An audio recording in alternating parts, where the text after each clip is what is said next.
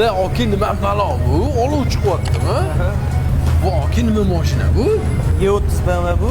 Troyka deyiladi bu to'g'rimi? Ola, uch qilingan hammasi. O'sha BMW qilgan birinchi mashina mana shu. Necha motorligidi bu?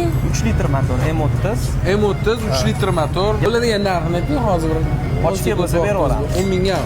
8 mingga beraveramiz. Siz yetib kelsa 10 ming beramiz. Ya.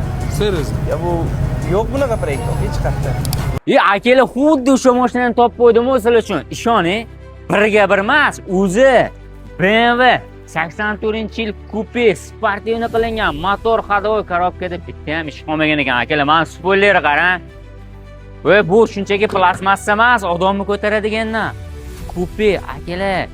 Adashmasam Nodir aka buni 10 mingdan tepa qo'yganmidi, lekin o'sha videoni yana bitta ko'rib qo'yasizda, xuddi o'sha mashina aylanib kelib, Dinamarka Namanganga kelib qoldi. Tayyor proyekt BMW ga qiziqqanlar va proyekt qilaman deganlar uchun zo'r variantda, adashmasam 10 ming dollar deyishganda o'sha paytda teng yarmiga tushirib qo'ydim.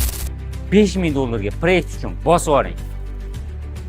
Tag'in kommentariyada eski mashina, taqir-tuqir mashina deb yurmana, buni o'zini ishqibozlar uchun qo'yib qo'yapman.